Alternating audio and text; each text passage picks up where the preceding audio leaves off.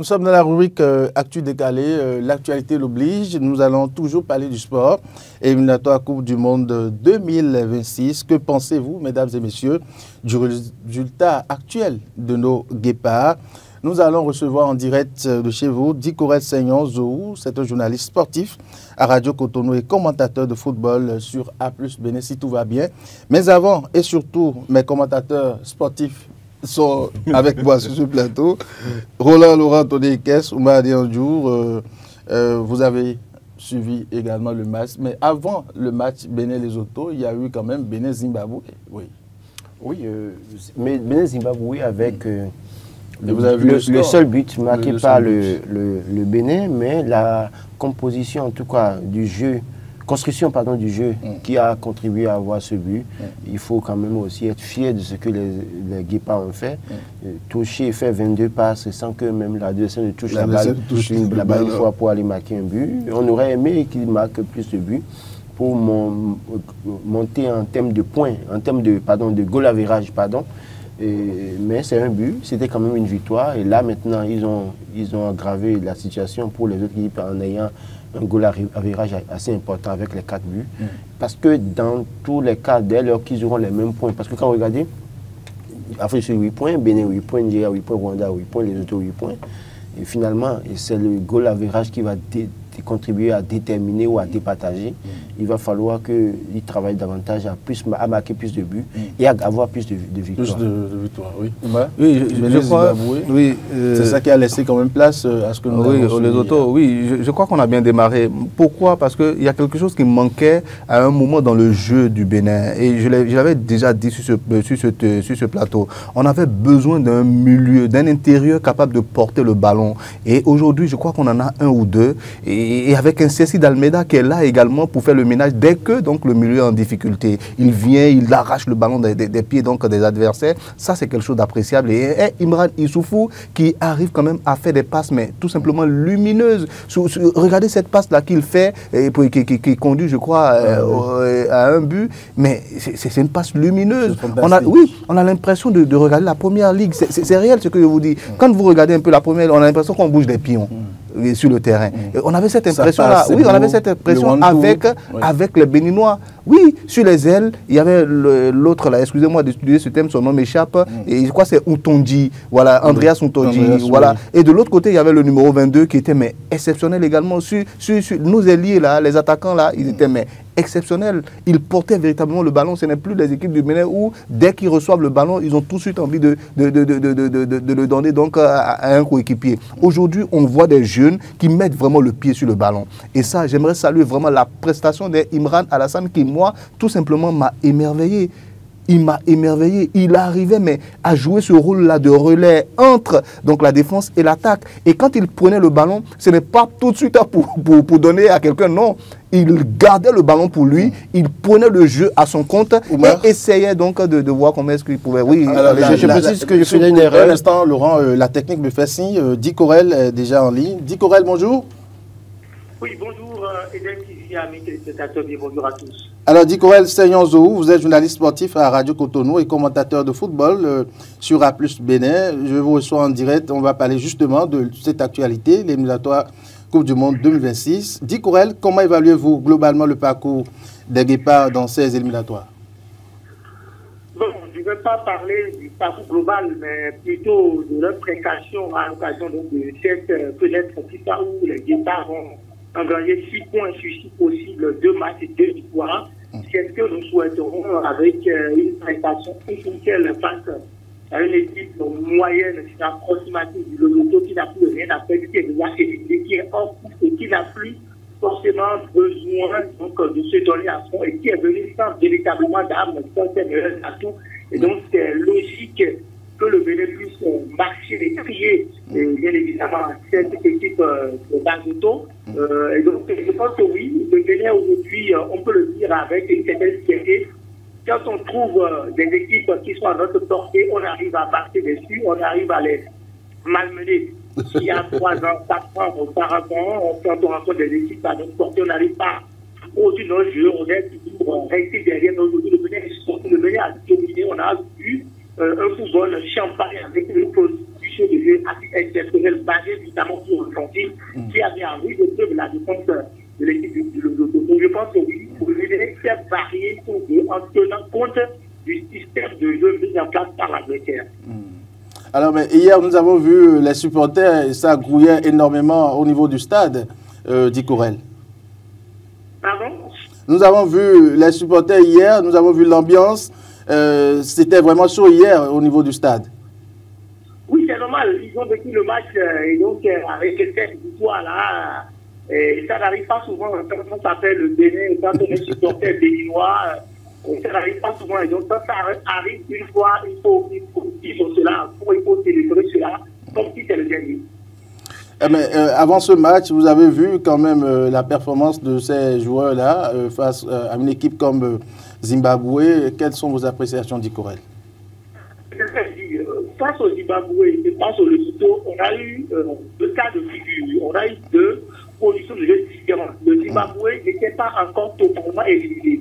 Et donc, le Zimbabwe pouvait piéger le Bénin. C'est ça qui a fait que le Bénin est resté attentif et a su jouer dans les espaces et a su proposer notamment des pertes de base de l'équipe du Zimbabwe. Le Zimbabwe aussi est venu avec des absents notables, notamment Marshall Mounissi, le joueur du Wolverhampton, de partout du deux terrain. On a vu qu'à lui, il a déposé le deux terrain du Bénin au match aller à Durban pour lequel on est ici. Après, il y avait également la forme de leur taulier, de l'expérimenté du vétéran de cette formation des Warriors, de parler de Biliat, qu'on a vu à l'occasion qui était intenable même par l'Algérie. Et donc le Zimbabwe était sans garde. Mais pas le Zimbabwe, qui est une équipe qui était jouée dans les messages de Bénin, a su attendre et compliquer des faits de base du Zimbabwe. Hier, face au Lesotho, le Bénin a activité le Lesotho. Tout simplement parce que le Bénin a soif de victoire. Deuxième raison, le Lesotho n'a pas forcément d'amélioration parce que le Lesotho est déjà éliminé. Et donc, il n'a rien à faire. Le Bénin a profité de ça et c'est un place que je salue. Je dirais l'agressivité inculquée par le Seigneur de Rome qui a tué tant de critiques, mais qui est en train de faire un travail colossal. Quand vous regardez le match hier, de ma position d'analyse sportive, j'ai vu des choses que beaucoup ne pourront pas voir. Sur les 11 entrants, le Bénin a réussi 5 joueurs de moins de 23 ans. Donc on est en train de donner le pouvoir à la jeunesse. Le pouvoir à la jeunesse. Il y a 5 joueurs soldés et formés au Bénin. Ça veut dire que le football béninois, la formation béninoise est en train de produire cette fruits si nous continuons avec cette rigueur, avec cette formation, avec cette, je dirais, cette formation diplômante que le ministère est en train d'octroyer aux différents entraîneurs béninois. Je pense que d'ici 5 ans, d'ici 10 ans, on pourra expier de parler du Bénin, pas du Bénin qui a la possibilité de face aux grands, mais du Bénin qui peut regarder les grands dans les yeux et les affronter avec du audace. Alors, Dicorel, Ouma a une question à votre endroit. Oui, Dicorel, quand je vous ai écouté tout à l'heure, d'abord, je vous remercie pour tout ce que vous faites pour donc, le football béninois. On suit vos commentaires, c'est très plaisant. Merci infiniment. Mais ce que je veux dire, tout à l'heure, quand vous avez parlé du Lesotho, ils étaient un cran en dessous, c'est ce que vous avez fait comprendre. Mais est-ce qu'on peut reconnaître aujourd'hui, bon, c'est vrai que vous le dites déjà un peu dans la dernière partie de vos propos, mais est-ce qu'on peut reconnaître un tout petit peu qu'aujourd'hui, au Bénin, il y a un fond de jeu, il y a une construction du jeu, on a envie de construire les occasions et on sent le ballon circuler véritablement, on voit des porteurs de ballon, ce qui n'était pas du tout le cas il y a peut-être quelques années en arrière. Qu'est-ce que vous pensez de cela? Non, je ne partage pas totalement votre avis. Parce que, vous savez, je ne veux pas tomber dans l'euphorie et dans l'émotion. Parce qu'aujourd'hui, nous avons battu le Lesotho. Je laisse appeler le Lesotho par rapport au Bénin.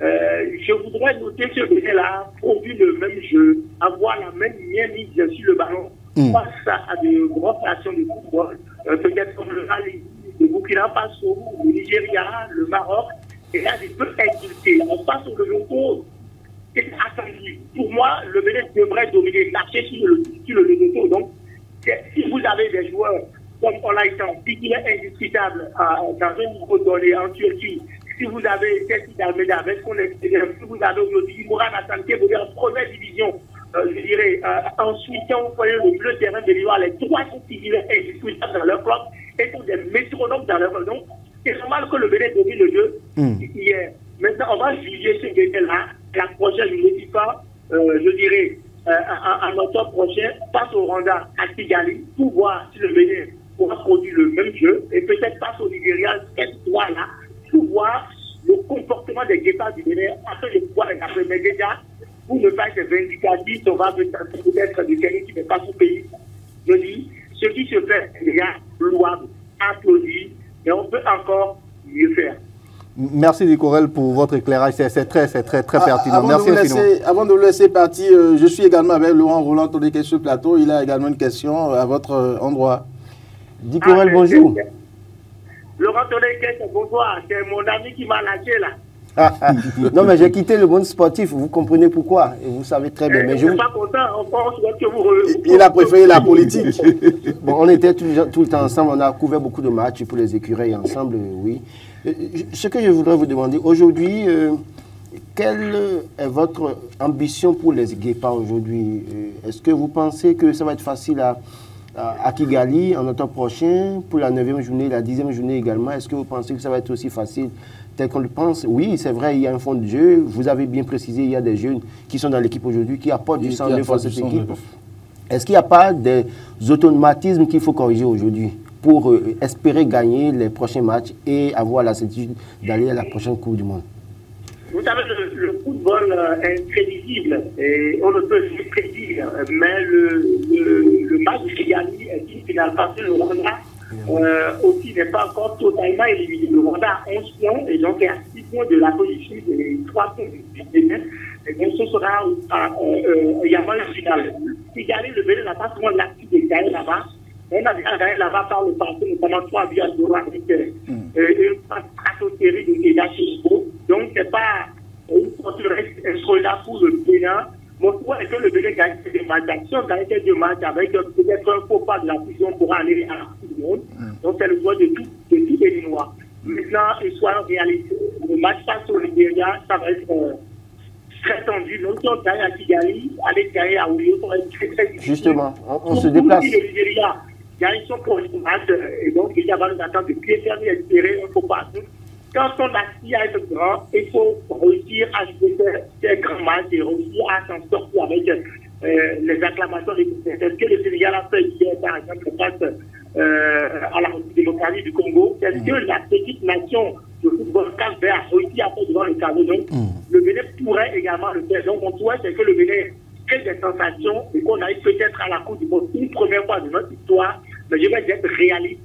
Je vais être beaucoup plus réaliste que rêveur pour dire que oui, nous faisons bien. Mais pour moi, ces derniers matchs de la Coupe du Monde servent plutôt de préparation et de mise en place tactique pour gagner le droit afin de préparer le Bénin pour une bonne participation à la prochaine Coupe de la Génération. Pourquoi pas aller en quart de finale et rééditer l'espoir de 2030. Puisqu'une Coupe du Monde, on est encore un peu loin. Si le Bénin se qualifie, ce sera le miracle. Je dirais plus cher que si on ne se qualifie pas, on est à notre place et la va continuer. Mais si on fait bien prestation à la Coupe d'Afrique des Nations, si on se fait éliminer en poule ou en week-end de finale, ça va créer des polémiques à la fin. Donc je préfère une belle prestation à la Coupe d'Afrique des Nations que de voir mon pays devenir vendeur de patates, de tomates aux États-Unis. Distributeur automatique de blé. Sacré Dicorel. Allez, Dicorel, Zou, merci beaucoup à vous. C'est moi. Allez, franchement, merci. Merci Dicorel, à bientôt. Je vous souhaite une très bonne journée. Je rappelle que vous êtes journaliste sportif à Radio Cotonou et commentateur de football à A+ Bénin. Roland Touran. Alors, je voudrais quand même apporter une correction rapidement pour dire que oui, l'Afrique du Sud, c'était la 8e journée, pardon, et pour les éliminatoires. Et donc, l'Afrique du Sud a 17 points, le Bénin a 14 points.